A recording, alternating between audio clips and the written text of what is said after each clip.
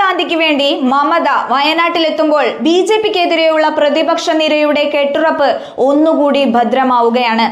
Indian രാഷ്ട്രീയത്തിൽ കോൺഗ്രസുമായി ഒരിക്കലും ഒന്നിച്ചു പോകാൻ കഴിയില്ല എന്ന് നിരീക്ഷകർ പലപ്പോഴും ചൂണ്ടിക്കാട്ടിയ രണ്ട് പാർട്ടികളായിരുന്നു ആം ആദ്മി പാർട്ടിയും തൃണമൂൽ കോൺഗ്രസും. പക്ഷെ ഇവരൊക്കെ ഇന്ന് ഇന്ത്യ സഖ്യത്തിന്റെ ഭാഗമായി ഒന്നിച്ച് ഐക്യത്തോടെ ബിജെപിയെ രാജ്യത്ത് നേരിടുകയാണ്. പക്ഷെ അപ്പോഴും ഇക്കഴിഞ്ഞ ലോക്സഭാ തിരഞ്ഞെടുപ്പിൽ ബംഗാളിൽ കോൺഗ്രസും തൃണമൂൽ കോൺഗ്രസും വേറെയാണ് മത്സരിച്ചത്. കോൺഗ്രസ് അവിടെ കൂടെ കൂട്ടിയത് CPM-നെ ആയിരുന്നു. അവിടെ നിന്ന് വരുന്ന ഏറ്റവും പുതിയ വാർത്ത അനുസരിച്ച് ബംഗാളിൽ CPM-ഉമായുള്ള ബന്ധം കോൺഗ്രസ് അവസാനിപ്പിക്കാനിരിക്കുന്നു.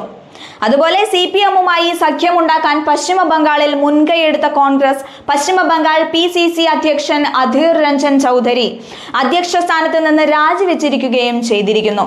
ഇതിനുശേഷമാണ് മമതാ ബാനർജി വയനാട് മണ്ഡലത്തിൽ പ്രിയങ്ക ഗാന്ധിയുടെ പ്രചാരണത്തിന് എത്തുമെന്ന് സൂചന പുറത്തു വന്നത്. ഇതിന് കാരണക്കാരനായ കോൺഗ്രസ് നേതാവ് P. ചിദംബരമാണ്. ചിദംബരവുമായി മമതയുടെ ഒരു ചർച്ച ഇതിനിടെ നടന്നിരുന്നു. ഈ ചർച്ചയിൽ പ്രിയങ്കയ്ക്ക് വേണ്ടി മമത വയനാട് വരണമെന്ന് ചിദംബരം ആവശ്യപ്പെട്ടു. ഇതിനുശേഷമാണ് മമത പ്രിയങ്കയ്ക്ക് വേണ്ടി വയനാട് എത്താൻ തീരുമാനിച്ചതെന്നാണ് വിവരം. അധീർ രഞ്ജൻ ചൗധരിയും മമതാ ബാനർജിയും തമ്മിൽ നേരത്തെ ഉണ്ടായിരുന്നത് വലിയ തർക്കങ്ങളായിരുന്നു. ഇന്ത്യ സഖ്യത്തിലെ കല്ലുകടിയാണ് മമതയെന്ന് ആദ്യം പറഞ്ഞത് അധീർ ആയിരുന്നു. അതിനുശേഷമാണ് മമത കോൺഗ്രസുമായി ഇടയുന്നത്. മമതയെ വിശ്വസിക്കാൻ കൊള്ളില്ലെന്നും അധീർ പറഞ്ഞിരുന്നു. ഈ വാഗ്വാദങ്ങൾ ഒക്കെ കോൺഗ്രസ് നേതാവ് മല്ലികാർജുൻ ഖാർഗെ ഇടപെട്ടാണ് അന്ന് നിർത്തിച്ചത്. തുടർന്ന് അധീർ ഖാർഗെക്കെതിരെയും ചില പരാമർശങ്ങൾ നടത്തുകയുണ്ടായി. ഇതിന്റെയൊക്കെ ഏറ്റവും അവസാനമാണ് അധീർ രഞ്ജൻ ചൗധരി ഇപ്പോൾ PCC സ്ഥാനം രാജിവെച്ചൊഴിഞ്ഞിരിക്കുന്നത്. തുടർന്നാണ് മമതാ ബാനർജി വയനാട്ടിൽ എത്തുമെന്ന സൂചനയും പുറത്തു വന്നത്.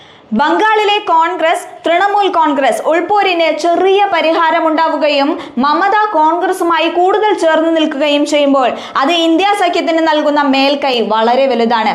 ഇക്കഴിഞ്ഞ ലോക്സഭാ തെരഞ്ഞെടുപ്പിൽ ബംഗാളിലെങ്ങാനും കോൺഗ്രസ് സഖ്യത്തിലേക്ക് തൃണമൂൽ കോൺഗ്രസും കൂടി ഉണ്ടായിരുന്നെങ്കിൽ BJPക്ക് പശ്ചിമ ബംഗാളിൽ നിരവധി സീറ്റുകൾ നഷ്ടപ്പെടുമായിരുന്നു. അത്തരം ഒരു നഷ്ടം ഇനി പശ്ചിമ ബംഗാളിൽ ഉണ്ടാവാതിരിക്കാൻ തൃണമൂലിന്റെയും കോൺഗ്രസിന്റെയും ഈ മഞ്ഞുരുക്കം കാരണമായേക്കാം. NDA സഖ്യത്തിന്റെ ഇടയിൽ വലിയ വിള്ളലുകളും ഉൾപോരുകളും വ്യാപകമാവുകയും ഇന്ത്യ സഖ്യം കൂടുതൽ കെട്ടുറപ്പോടെ മുന്നോട്ട് പോവുകയും ചെയ്യുന്നത് ഭാവി ഇന്ത്യ ശോഭനമാണെന്ന ശുഭ സൂചനയാണ് രാജ്യത്തെ ജനങ്ങൾക്ക് പകർന്നു നൽകുന്നത്.